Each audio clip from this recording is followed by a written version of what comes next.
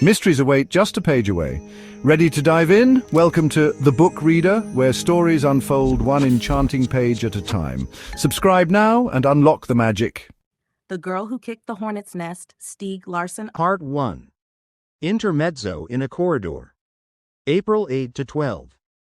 An estimated 600 women served during the American Civil War. They had signed up disguised as men. Hollywood has missed a significant chapter of cultural history here, or is this history ideologically too difficult to deal with?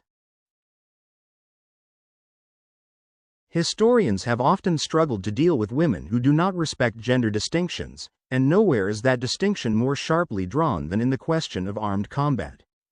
Even today, it can cause controversy having a woman on a typical Swedish moose hunt. But from antiquity to modern times, there are many stories of female warriors, of Amazons. The best known find their way into the history books as warrior queens, rulers as well as leaders. They have been forced to act as any Churchill, Stalin, or Roosevelt. Semiramis from Nineveh, who shaped the Assyrian Empire, and Boudicca, who led one of the bloodiest English revolts against the Roman forces of occupation, to cite just two. Boudicca is honored with a statue on the Thames at Westminster Bridge, opposite Big Ben. Be sure to say hello to her if you happen to pass by. On the other hand, history is reticent about women who were common soldiers, who bore arms, belonged to regiments, and took part in battles on the same terms as men, though hardly a war has been waged without women soldiers in the ranks. Chapter 1. Friday, April 8. Dr. Jonasson was woken by a nurse 5 minutes before the helicopter was expected to land. It was just before 1:30 in the morning. "What?"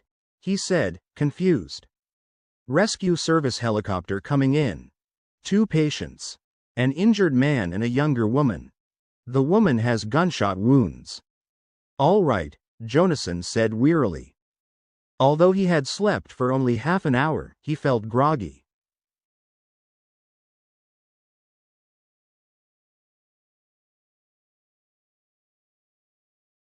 He was on the night shift in the at Sahlgrenska Hospital in Göteborg. It had been a strenuous evening. By 12:30 the steady flow of emergency cases had eased off. He had made a round to check on the state of his patients and then gone back to the staff bedroom to try to rest for a while. He was on duty until 6 o'clock, and seldom got the chance to sleep even if no emergency patients came in. But this time he had fallen asleep almost as soon as he turned out the light. Jonasson saw lightning out over the sea. He knew that the helicopter was coming in the nick of time. All of a sudden a heavy downpour lashed at the window. The storm had moved in over Göteborg. He heard the sound of the chopper and watched as it banked through the storm squalls down towards the helipad. For a second he held his breath when the pilot seemed to have difficulty controlling the aircraft. Then it vanished from his field of vision and he heard the engine slowing to land. He took a hasty swallow of his tea and set down the cup. Jonasson met the emergency team in the admissions area. The other doctor on duty took on the first patient who was wheeled in, an elderly man with his head bandaged, apparently with a serious wound to the face. Jonasson was left with the second patient, the woman who had been shot. He did a quick visual examination. It looked like she was a teenager, very dirty and bloody, and severely wounded. He lifted the blanket that the rescue service had wrapped around her body and saw that the wounds to her hip and shoulder were bandaged with duct tape, which he considered a pretty clever idea.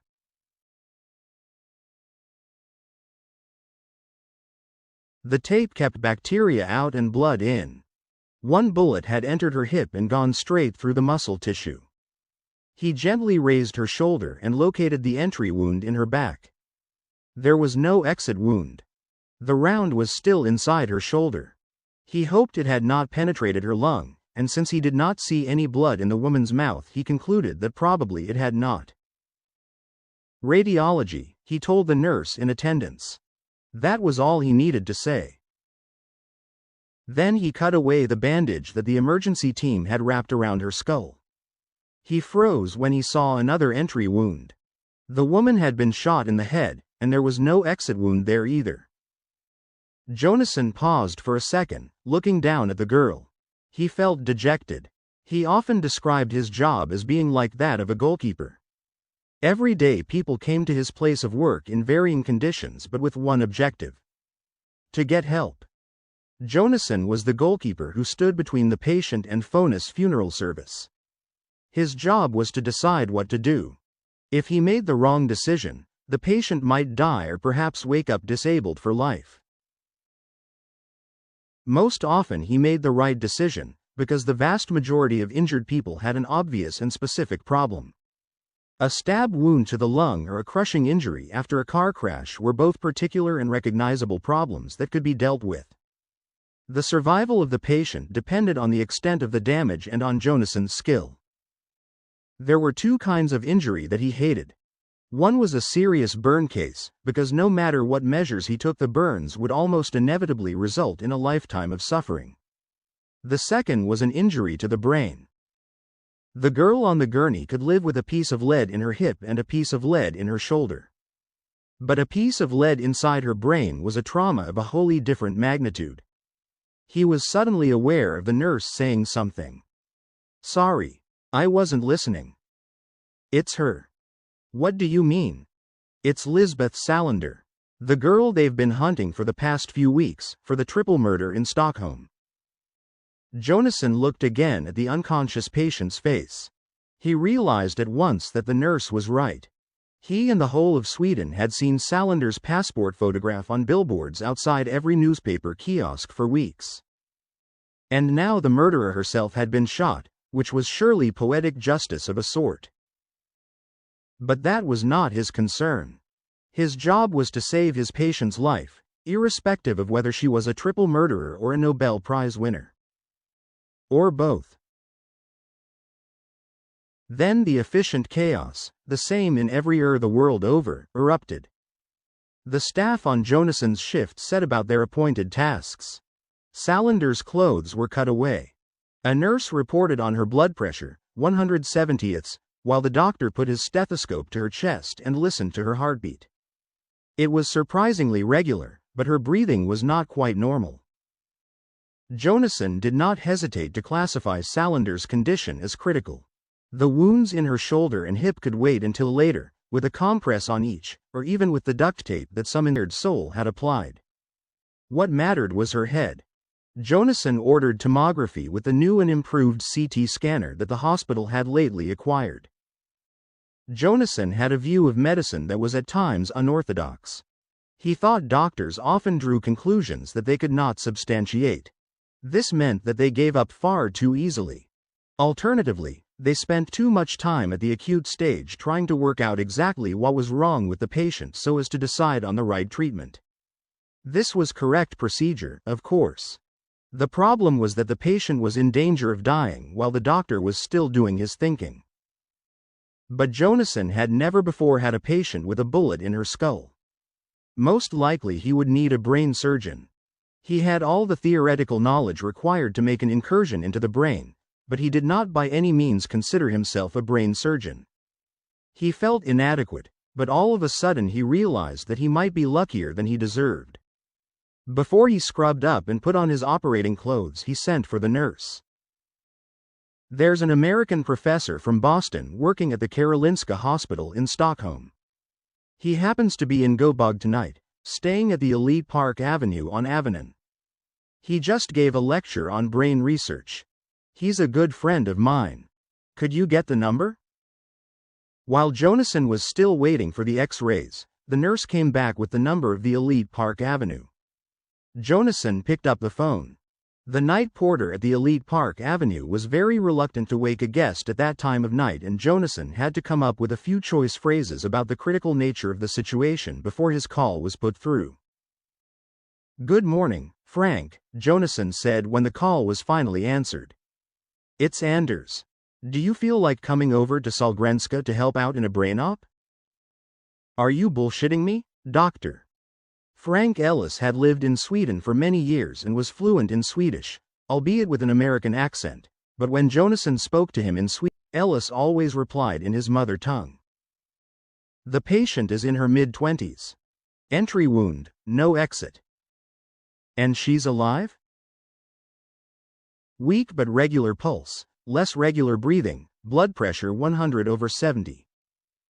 She also has a bullet wound in her shoulder and another in her hip. But I know how to handle those too. Sounds promising, Ellis said. Promising?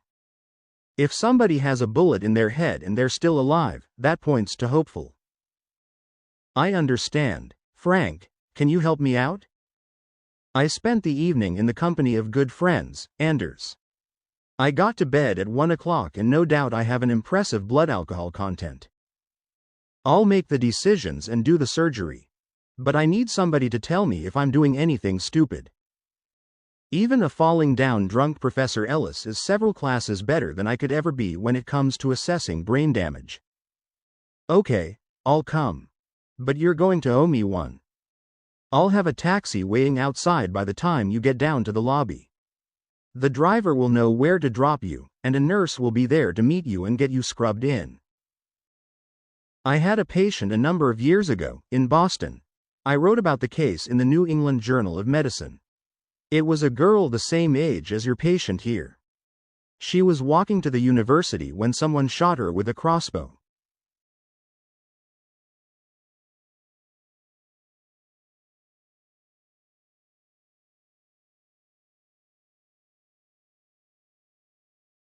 The arrow entered at the outside edge of her left eyebrow and went straight through her head, exiting from almost the middle of the back of her neck. And she survived? She looked like nothing on earth when she came in. We cut off the arrow shaft and put her head in a CT scanner. The arrow went straight through her brain.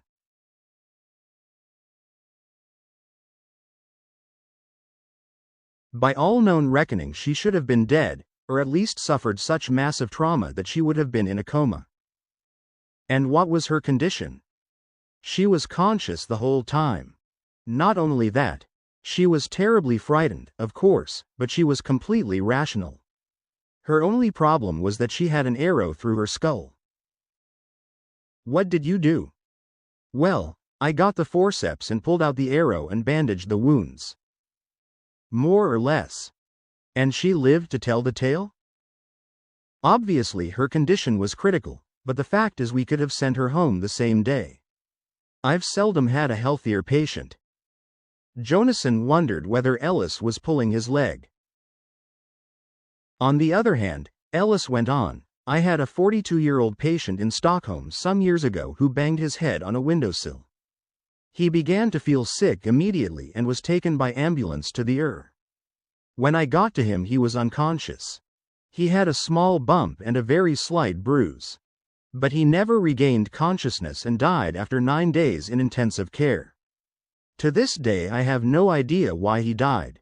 In the autopsy report, we wrote brain hemorrhage resulting from an accident, but not one of us was satisfied with that assessment.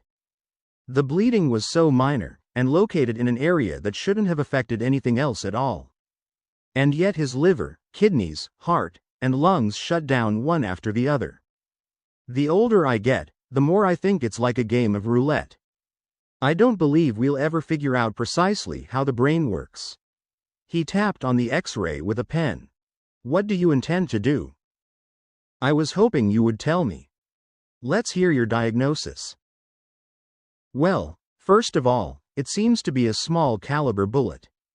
It entered at the temple, and then stopped about 4 centimeters into the brain. It's resting against the lateral ventricle. There's bleeding there. How will you proceed? To use your terminology, get some forceps and extract the bullet by the same route it went in. Excellent idea. I would use the thinnest forceps you have. It's that simple? What else can we do in this case? We could leave the bullet where it is, and she might live to be 100, but it's also a risk. She might develop epilepsy, migraines, all sorts of complaints. And one thing you really don't want to do is drill into her skull and then operate a year from now when the wound itself has healed. The bullet is located away from the major blood vessels. So I would recommend that you extract it, but what? The bullet doesn't worry me so much. She's survived this far, and that's a good omen for her getting through having the bullet removed too. The real problem is here. He pointed at the X-ray. Around the entry wound you have all sorts of bone fragments. I can see at least a dozen that are a couple of millimeters long. Some are embedded in the brain tissue. That's what could kill her if you're not careful. Isn't that part of the brain associated with numbers and mathematical capacity? Jonason said. Ellis shrugged. Mumbo jumbo. I have no idea what these particular gray cells are for. You can only do your best. You operate. I'll look over your shoulder. Mikael Blomkvist looked up at the clock and saw that it was just after 3 o'clock in the morning. He was handcuffed and increasingly uncomfortable. He closed his eyes for a moment. He was dead tired but running on adrenaline. He opened them again and gave the policeman an angry glare. Inspector Thomas Paulson had a shocked expression on his face. They were sitting at a kitchen table in a white farmhouse called Gosseberga, somewhere near Nossebro. Blomkvist had heard of the place for the first time less than 12 hours earlier. There was no denying the disaster that had occurred. Imbecile, Blomkvist said.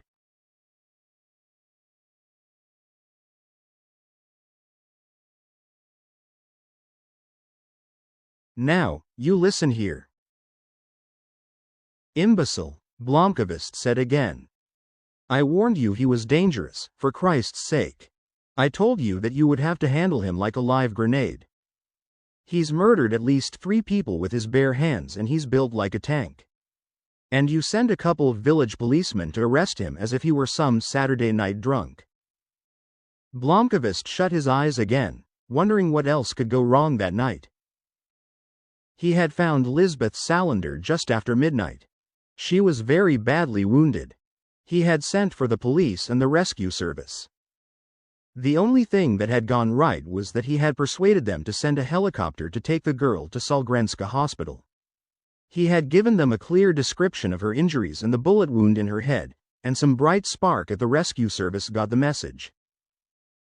Even so, it had taken over half an hour for the Puma from the helicopter unit in Save to arrive at the farmhouse. Blomkvist had gotten 2 cars out of the barn. He switched on their headlights to illuminate a landing area in the field in front of the house. The helicopter crew and 2 paramedics had proceeded in a routine and professional manner. One of the medics tended to Salander while the other took care of Alexander Zalachenko, known locally as Karl Axel Boden. Zalachenko was Salander's father and her worst enemy. He had tried to kill her, but he had failed. Blomkvist had found him in the woodshed at the farm with a nasty-looking gash, probably from an axe, in his face and some shattering damage to one of his legs which Blomkvist did not bother to investigate. While he waited for the helicopter, he did what he could for Salander. He took a clean sheet from a linen cupboard and cut it up to make bandages. The blood had coagulated at the entry wound in her head, and he did not know whether he dared to put a bandage on it or not. In the end, he fixed the fabric very loosely around her head, mostly so that the wound would not be exposed to bacteria or dirt. But he had stopped the bleeding from the wounds in her hip and shoulder in the simplest possible way. He had found a roll of duct tape and had used it to close the wounds. The medics remarked that this, in their experience, was a brand new form of bandage. He had also bathed Salander's face with a wet towel and done his best to wipe off the dirt. He had not gone back to the woodshed to tend to Zalachenko. He honestly did not give a damn about the man. But he did call Erika Berger, editor-in-chief of Millennium magazine, on his mobile and told her the situation. "Are you all right?" Berger asked him. "I'm okay," Blomkvist said. "Lisbeth is the one who's in real danger." "That poor girl," Berger said. "I read Bjork's Sapo report this evening. How should I deal with it?" "I don't have the energy to think that through right now," Blomkvist said. Security police matters were going to have to wait until the next day, even if the report could help vindicate Lisbeth. As he talked to Berger, he sat on the floor next to the bench and kept a watchful eye on Salander. He had taken off her shoes and her pants so that he could bandage the wound to her hip, and now his hand rested on the pants, which he had dropped on the floor next to the bench. There was something in one of the pockets. He pulled out a Palm Tungsten T3. He frowned and looked long and hard at the handheld computer. When he heard the approaching helicopter, he stuffed it into the inside pocket of his jacket and then went through all her other pockets. He found another set of keys to the apartment in Mosbach and a passport in the name of Irene Nesser. He put these swiftly into a side pocket of his laptop case. The first patrol car from the station in Trollhättan arrived a few minutes after the helicopter landed. Next to arrive was Inspector Paulsen, who took charge immediately. Blomkvist began to explain what had happened. He very soon realized that Paulsen was a pompous, rigid drill sergeant type. He did not seem to take in anything that Blomkvist said. It was when Paulsen arrived that things really started to go awry. The only thing he seemed capable of grasping was that the badly damaged girl being cared for by the medics on the floor next to the kitchen bench was the triple murderer Lisbeth Salander. And above all, it was important that he make the arrest. 3 times Paulsen had asked the urgently occupied medical orderly whether the girl could be arrested on the spot. In the end, the orderly stood up and shouted at Paulsen to keep the hell out of his way. Paulsen had then turned his attention to the wounded man in the woodshed, and Blomkvist heard the inspector report over his radio that Salander had evidently attempted to kill yet another person. By now Blomkvist was so infuriated with Paulsen, who had obviously not paid attention to a word he had said, that he yelled at him to call Inspector Bublansky in Stockholm without delay. Blomkvist had even taken out his mobile and offered to dial the number for him, but Paulsen was not interested. Blomkvist then made 2 mistakes. First, he patiently but firmly explained that the man who had committed the murders in Stockholm was Ronald Niederman, who was built like a heavily armored robot and suffered from a disease called congenital analgesia, and who at that moment was sitting in a ditch on the road to Nossebro tied to a traffic sign. Blomkvist told Paulsen exactly where Niederman was to be found, and urged him to send a platoon armed with automatic weapons to pick him up. Paulsen finally asked how Niederman had come to be in that ditch, and Blomkvist freely admitted that he himself had put him there, and had managed only by holding a gun on him the whole time. Assault with a deadly weapon was Paulsen's immediate response. At this point Blomkvist should have realized that Paulsen was dangerously stupid. He should have called Bublansky himself and asked him to intervene, to bring some clarity to the fog in which Paulsen was apparently enveloped. Instead, he made his second mistake. He offered to hand over the weapon he had in his jacket pocket, the Colt 1911 government model that he had found earlier that day at Salander's apartment in Stockholm. It was the weapon he had used to disarm and disable Niederman, not a straightforward matter with that giant of a man. After which Paulsen swiftly arrested Blomkvist for possession of an illegal weapon. He then ordered his 2 officers to drive over to the Nossebro road. They were to find out if there was any truth to Blomkvist's story that a man was sitting in a ditch there, tied to a moose crossing sign. If this was the case, the officers were to handcuff the person in question and bring him to the farm in Gosseberga. Blomkvist had objected at once, pointing out that Niederman was not a man who could be arrested and handcuffed just like that. He was a maniacal killer, for God's sake. When Blomkvist's objections were ignored by Paulsen, the exhaustion of the day made him reckless. He told Paulsen he was an incompetent fool and yelled at him that the officers should fucking forget about untying Niederman until they had called for backup. As a result of this outburst, he was handcuffed and pushed into the back seat of Paulsen's car. Cursing, he watched as the policemen drove off in their patrol car. The only glimmer of light in the darkness was that Salander had been carried to the helicopter, which was even now disappearing over the treetops in the direction of Göteborg. Blomkvist felt utterly helpless. He could only hope that she would be given the very best care. She was going to need it, or she would die. Jonasson made 2 deep incisions all the way down to the cranium and peeled back the skin around the entry wound. He used clamps to secure the opening. An OR nurse inserted a suction tube to remove any blood. Then came the awkward part, when he had to use a drill to enlarge the hole in the skull. The procedure was excruciatingly slow. Finally, he had a hole big enough to gain access to Salander's brain. With infinite care, he inserted a probe into the brain and enlarged the wound channel by a few millimeters. Then he inserted a thinner probe and located the bullet. From the X-ray, he could see that the bullet had turned and was lying at an angle of 45 degrees to the entry channel. He used the probe cautiously to prise at the edge of the bullet, and after a few unsuccessful attempts he managed to lift it very slightly so that he could turn it in the right direction. Finally, he inserted narrow forceps with serrated jaws. He gripped the base of the bullet, got a good hold on it, then pulled the forceps straight out. The bullet emerged with almost no resistance.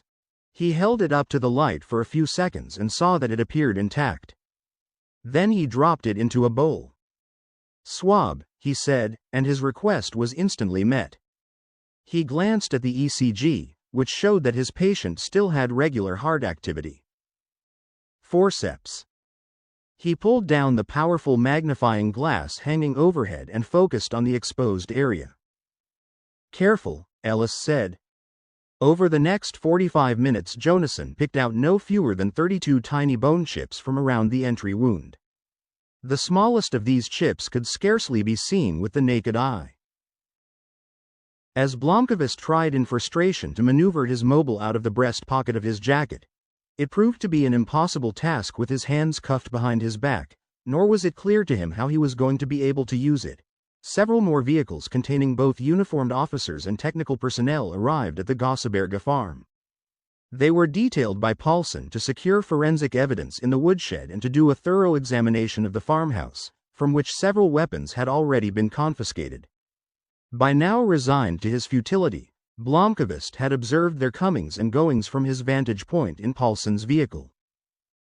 An hour passed before it dawned on Paulson that his officers had not yet returned from their mission to retrieve Niederman.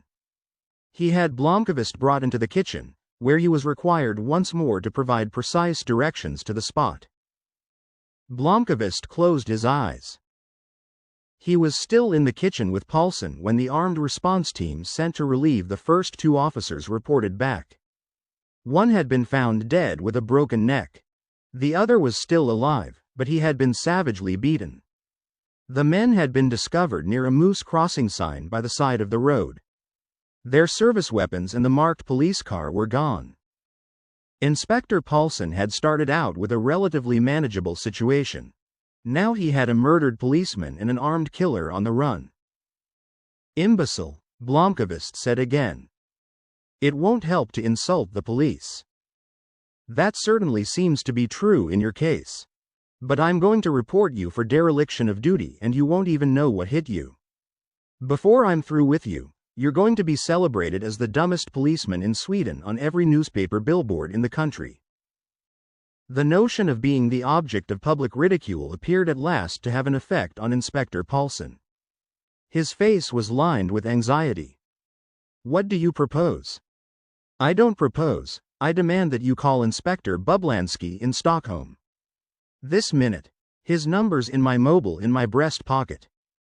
Inspector Modig woke with a start when her mobile rang at the other end of the bedroom. She saw to her dismay that it was just after 4 o'clock in the morning. Then she looked at her husband, who was snoring peacefully. He would probably sleep through an artillery barrage. She staggered out of bed, unplugged her mobile from the charger, and fumbled for the talk button. Jan Bublansky, she thought. Who else? "Everything has gone to hell down in Trollhättan," her senior officer said without bothering to greet her or apologize. "The X2000 to Gobog leaves at 5:10. Take a taxi." "What's happened?"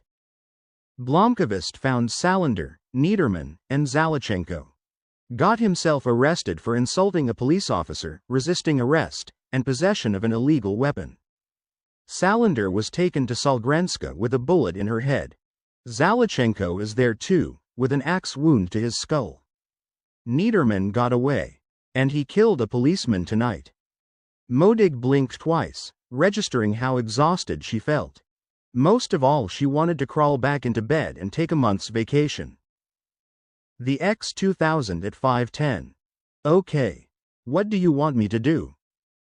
Meet Jerker Holmberg at Central Station. You're to contact an Inspector Thomas Paulson at the Trollhättan police. He seems to be responsible for much of the mess tonight. Blomkvist described him as an Olympic-class idiot. You've talked to Blomkvist? Apparently he's been arrested and cuffed. I managed to persuade Paulson to let me talk to him for a moment. I'm on my way to Kingsholmen right now, and I'll try to work out what's going on. We'll keep in touch by mobile. Modig looked at the time again. Then she called a taxi and jumped into the shower for a minute. She brushed her teeth, pulled a comb through her hair, and dressed in long black pants, a black t-shirt, and a gray jacket.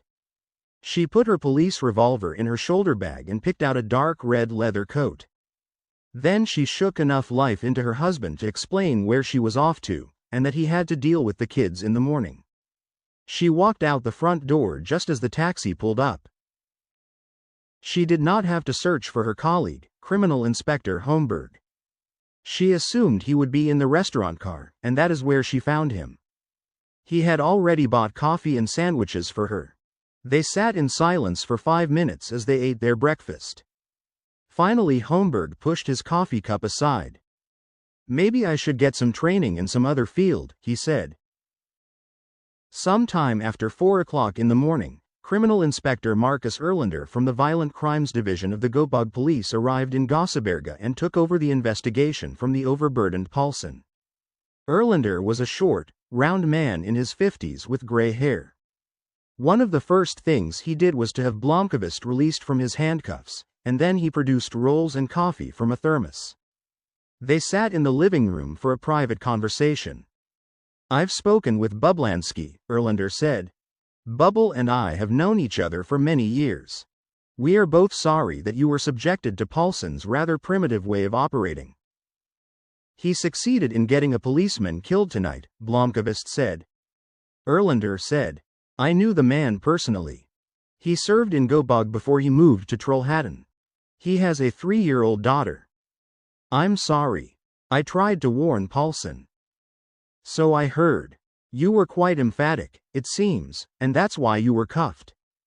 You were the one who exposed that billionaire financier Wennerström last year. Bublansky says you're a shameless journalist bastard and an insane investigative reporter, but that you just might know what you're talking about. Can you bring me up to speed? What happened here tonight is the culmination of the murders of 2 friends of mine in Enskede, Dag Svensson and Mia Johansson. And the murder of a person who was no friend of mine, a lawyer named Bjurman, also Lisbeth Salander's guardian. Erlander made notes between taking sips of his coffee.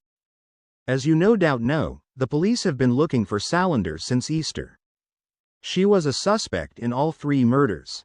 First of all, you have to realize that Salander is not only not guilty of these murders, she has been a victim in the whole affair. I haven't had the least connection to the Enskede business, but after everything that was in the media about her it seems a bit hard to swallow that Salander could be completely innocent. Nonetheless, that's how it is. She's innocent. Period. The killer is Ronald Niederman, the man who murdered your officer tonight. He works for Carl Axel Boden. The Boden who's in Sahlgrenska with an axe in his skull. The axe isn't still in his head. I assume it was Salander who nailed him. His real name is Alexander Zalachenko and he's Lisbeth's father. He was a hitman for Russian military intelligence. He defected in the 70s, and was then on the books of Sapo until the collapse of the Soviet Union. He's been running his own criminal network ever since. Erlander scrutinized the man across from him. Blomkvist's face was shiny with sweat, but he looked both frozen and deathly tired. Until now he had sounded perfectly rational, but Paulson, whose opinion had little influence on Erlander, had warned him that Blomkvist had been babbling on about Russian agents and German hitmen, hardly routine elements in Swedish police work. Blomkvist had apparently reached the point in his story at which Paulson had decided to ignore everything else he might say. But there was one policeman dead and another severely wounded on the road to Nossebro, so Erlander was willing to listen. But he could not keep a trace of incredulity out of his voice. Okay. A Russian agent. Blomkvist smiled weakly, only too aware of how odd his story sounded. A former Russian agent. I can document every one of my claims. Go on. Zalachenko was a top spy in the 60s and 70s. He defected and was granted asylum by Sapo. In his old age he became a gangster. As far as I understand it, it's not a unique situation in the wake of the Soviet Union's collapse. Okay. As I said, I don't know exactly what happened here tonight, but Lisbeth tracked down her father, whom she hadn't seen for 15 years. Zalachenko abused her mother so viciously that she spent most of her life in a nursing home. He tried to murder Lisbeth, and through Niederman he was the architect of the murders of Svensson and Johansson. Plus, he was behind the kidnapping of Salander's friend Miriam Wu. You probably heard of boxer Paulo Roberto's title bout in Nykvarn, as a result of which Wu was rescued from certain death. If Salander hit her father in the head with an axe, she isn't exactly innocent. She has been shot 3 times. I think we could assume her actions were on some level self-defense. I wonder. Yes? She was so covered with dirt, with mud, that her hair was one big lump of dried clay. Her clothes were full of sand, inside and out. It looked as though she might have been buried during the night. Niederman is known to have a habit of burying people alive. The police in Södertälje have found 2 graves in the place that's owned by Swawelsio Motorcycle Club, outside Nykvarn. 3, as a matter of fact. They found 1 more late last night. But if Salander was shot and buried, how was she able to climb out and start wandering around with an axe? Whatever went on here tonight, you have to understand that Salander is exceptionally resourceful. I tried to persuade Paulson to bring in a dog unit. It's on its way now. Good. Paulson arrested you for insulting a police officer. Ellipsis quote. I will dispute that. I called him an imbecile and an incompetent fool. Under the circumstances, neither of these epithets could be considered wide of the mark. It's not a wholly inaccurate description. But you were also arrested for possession of an illegal weapon. I made the mistake of trying to hand over a weapon to him.